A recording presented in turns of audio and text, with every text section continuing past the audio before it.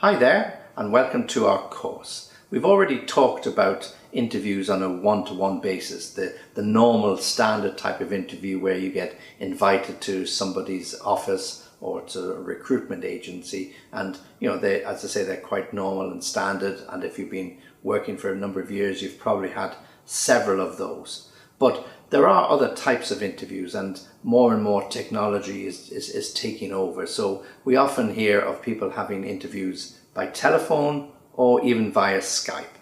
So sometimes you might receive a telephone call out of the blue. You're sitting in your car driving the kids to school, or you're about to get ready to go out for a jog, and you get an unfamiliar number, and when you answer the call they say, "Oh hi, this is Joe Blogg's company. We would just like to set up an interview with you. Are you free now?" And you have to be very careful because you might be really anxious to get the job, but don't just jump into the interview at that stage because you're obviously not ready for it. You're not set up, you haven't prepared. So tell them nice and politely, "Well, I'm really sorry, but it's a little bit inconvenient at the moment because I'm just in the process of taking my children to school, or I'm just in the middle of some work," or give them some excuse, but ask them could they reschedule. And in most cases they will be very understanding, and they will say, "Of course, let's just look at the diaries," and they will give you a suggested day or time. And the same will apply if you get an unknown call via Skype, which has happened to me once or twice. Somebody buzzes you on Skype, you're not quite sure who they are. I normally don't answer those calls on Skype if I don't know them, but if you do, again, just be very careful who it is and what you say. Okay, so if they say, "Oh, I'm just ringing you about your application for the particular job, I'll send a CV and we'd like to talk to you about it." So this might well be the recruitment agent. So be very polite again and just say, "Well, look, this really isn't a convenient time. I'm just about to go out, or I'm expecting another call." Whatever your excuse might be, put them off, rearrange it so that you're ready when it is appropriate and good for you. So not too far into the distance, but give yourself a day or so in which you can get prepared. Okay, so let's assume then that you've received the call, you've deferred the telephone or Skype interview for 24 or 48 hours. So you need to get yourself ready.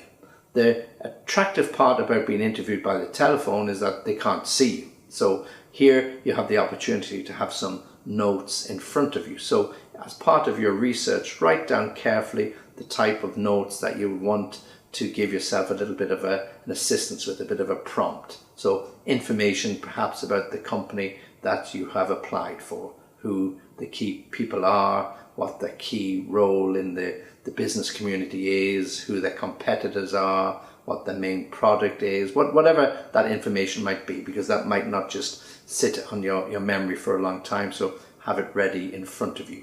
Or write down a few key points that you want to emphasize, about your strengths, key words that you want to use, that you're progressive, that you're a deep thinker, or whatever the phrases you want to use that you want to reiterate throughout the interview to get across the best impression about you.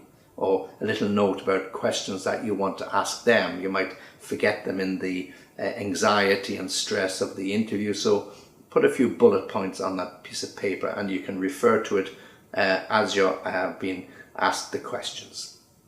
The disadvantage of the telephone conversation and interview is that they can't see you, so they get no visual impact. So you have to be really careful with the words you use and the language that you use. So use strong words, use shorter sentences that have more impact. Try not to waffle, because on the other end of the telephone it might be a little difficult to pick those words up, or somebody might be distracted on the other end of the phone by something else that's happening around him in his office. So try to make short statements, punchy statements with words that he will or she will remember. Okay? But again, remember, it is an interview, so treat it as an interview, even though it might be a little bit unusual for you. So make sure you're sitting down somewhere comfortable. Make sure you don't have any distractions around you. The dog isn't in the room, the cat isn't jumping around, the kids are not screaming, whatever it might be.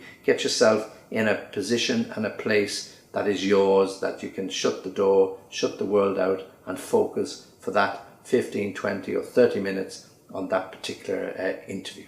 And the same, of course, will go with Skype, and even more so, because the room that you're in is going to be completely visible to the person on the other end of the Skype conversation, unless you cancel the webcam. But that wouldn't be a good idea, because the person will want to see you. So make sure before you start the Skype call that your room is tidy, that you don't have washing or clothes hanging around, dirty cups, that everything is in its place, that the only thing that the person can focus on is you. They're not distracted by something else that's going on around you. And again, with Skype, make sure that your mobile phone is switched off, so that it doesn't ring when you're in the middle of the interview, because there's nothing worse than saying, oh, I'm sorry, just a minute, I'll just switch that off. Be focused, be prepared, and be concentrated. Okay, so we've looked now at 3 ways in which you can be interviewed. Just now we've looked at interview via telephone or over Skype, and then face-to-face, the more traditional way of being interviewed. And there's no difference with any of them. The key for you is preparation. You have to be as prepared as you can possibly be. Try and get a friend to help you. Try and get them to help you having a telephone interview or an interview using Skype, or if you really feel you need it, come to a professional like me. It's worth the time and the money to get somebody to put you through your paces, to make sure you're as prepared as you can possibly be for the typical questions that you're likely to be asked in the interview. But as I said, the key aspect here is preparation. So the best of luck with your job hunting.